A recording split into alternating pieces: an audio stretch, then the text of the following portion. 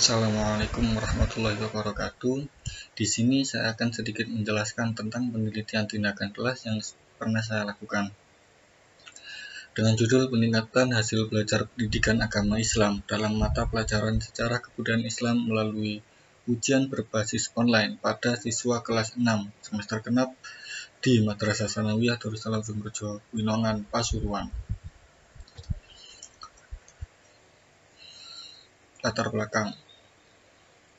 Di awal milenium ketika ini kehidupan dan peradaban mengalami banyak sekali perubahan.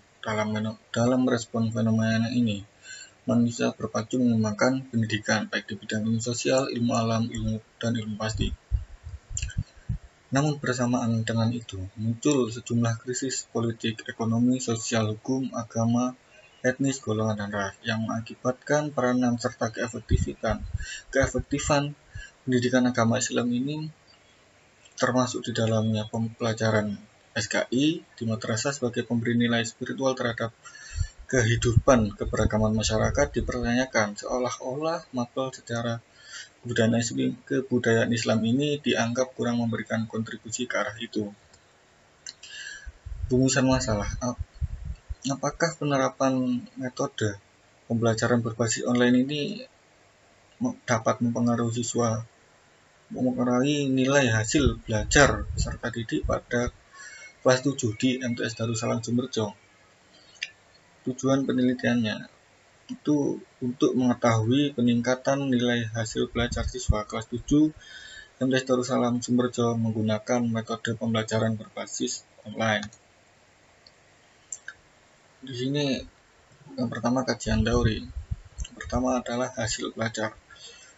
Menurut Dimyati dan Mujiono, hasil belajar itu adalah hasil yang dicapai dalam bentuk angka-angka atau skor setelah diberikan tes hasil belajar pada setiap akhir pembelajaran. Nilai yang diperoleh siswa menjadi acuan untuk melihat penguasaan siswa dalam menerima materi pelajaran. Dan hasil belajar ini juga merupakan suatu tujuan yang akan dicapai dari suatu kegiatan pembelajaran. Nah, indikator hasil belajar ini menurut Benjamin S. Bloom dengan Taxonomy of Education Objective itu membagi tujuan pendidikan menjadi 3 ranah. Yang pertama yaitu ranah afektif yang berhubungan dengan sikap, kognitif yang berhubungan dengan otak dan intelektual, dan psikomotor yaitu sesuatu yang berkaitan dengan gerak atau ucapan baik verbal maupun non-verbal. Selanjutnya yaitu faktor yang mempengaruhi hasil belajar. Tentu saja hasil belajar itu bisa didapatkan karena ada beberapa faktor. Yang pertama faktor intern, itu ada beberapa faktor dalam, yaitu kognitif, rendahnya intelektual siswa, afektif, labilnya emosi dan sikap siswa, psikomotorik, terganggunya alat-alat indera penglihat dan pendengar. Nah, faktor ekstern atau faktor luarnya itu ada di lingkungan keluarga, lingkungan masyarakat, dan lingkungan sekolah. Contohnya di lingkungan masyarakat kumuh, teman sepermainan yang nakal, dan lain sebagainya. Metode penelitian. Nah, di penelitian tindakan kelas kali ini itu saya menggunakan berbentuk siklus model Kemis dan McTaggart. Nah, siklus ini itu tidak hanya berlangsung 1 kali, akan tetapi 2-3 kali, sehingga tercapai tujuan yang diharapkan. Nah, desain penelitian ini adalah perencanaan, struktur, dan strategi penelitian dalam rangka mengendalikan penyimpangan yang mungkin terjadi dan juga mampu menjawab pertanyaan yang mungkin terjadi. Alurnya yaitu 4. Pertama planning, kedua acting, ketiga observing, dan keempat refleksi. Untuk subjek penelitian kali ini itu adalah kelas 7 MTS Darussalam Sumberjo Winongan Pasuruan tahun pelajaran 2019-2020 dengan jumlah siswa sebanyak 28 orang yang terdiri dari 12 siswa laki-laki dan 16 siswa perempuan. Bertempat di MTS Darussalam Sumberjo Winongan. Dan waktu penelitian ini dilakukan selama 3 hari yang dimulai pada tanggal 6 April hingga 8 April 2020. Instrumen pengumpulan data dalam penelitian ini itu ada 2 instrumen yang digunakan. Yang pertama adalah tes dan mengikuti observasi. Pengumpulan data menggunakan teknik tes untuk mengungkapkan keberhasilan hasil belajar siswa dengan menggunakan sistem pembelajaran online. Nah, soal yang digunakan untuk mengetahui ketercapaian tujuan perbaikan. Teknik tes ini dilakukan pada saat siswa mengerjakan soal yang diberikan oleh guru melalui Google Form.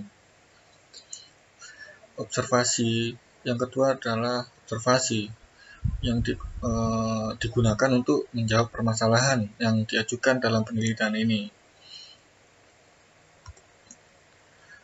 Selanjutnya adalah hasil penelitian. Pada saya menggunakan 2 kali siklus atau siklus 1 dan siklus 2. Nah, pada tahapan yang pertama itu peneliti itu langsung membuat media berupa soal tes karena pada sebelumnya telah setengah pembelajaran berjalan. Jadi karena sudah beberapa materi yang telah dipelajari, itu peneliti langsung memberikan soal tes itu yang dilaksanakan pada tanggal 20 April pada jam 10 sampai 11.15. Nah, itu yang sebelumnya telah diumumkan pada grup bimbingan di WhatsApp kelas 7B. Dan soalnya yang diberikan itu sebanyak 20 soal tes. Ini berikut rangkuman tabel hasil pembelajaran, hasil ujian yang telah kita lakukan. Selanjutnya ya ini siklus 2. Karena melihat dari data yang telah diperoleh pada siklus 1 dalam proses pembelajaran daring dan online dengan metode online, ada beberapa siswa yang ternyata masih kurang memahami meskipun banyak yang paham, tapi ternyata juga tidak sedikit yang masih kurang paham terhadap materinya. Karenanya metode pembelajaran ini penerapan metode pada metode pembelajaran daring kurang maksimal dan tidak adanya motivasi yang diberikan peneliti ketika proses pembelajaran akan dilaksanakan, maka peneliti akan berusaha untuk meningkatkan pemahaman siswa terhadap materi sejarah kebudayaan Islam di tahapan selanjutnya. Nah, untuk pelaksanaan siklus 2 ini pada tanggal 5 Mei diumumkan juga di grup WhatsApp kelas 7B itu, dan karena mengacu pada siklus 1 itu peneliti tidak ingin jika siklus 2 itu terdapat kesalahan lagi seperti pada siklus 1.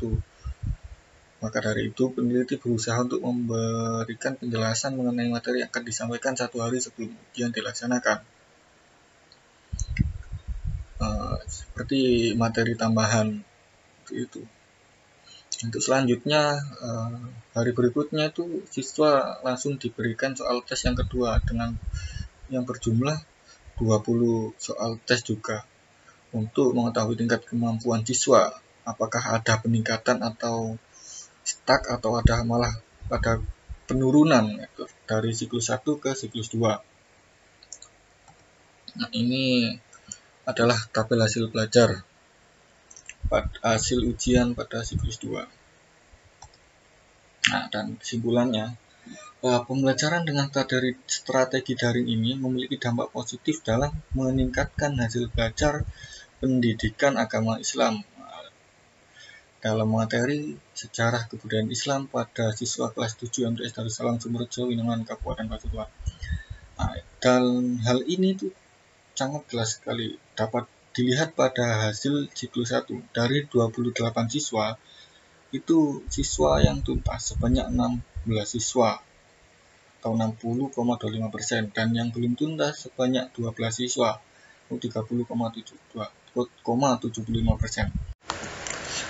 Nah, sedangkan pada siklus 2, siswa yang tuntas itu sebanyak 23 siswa atau 85,50%, dan yang belum tuntas sebanyak 5 siswa atau 14,50%. Jadi, setelah diadakan siklus 2, hasil belajar siswa itu meningkat sebesar 25,25%.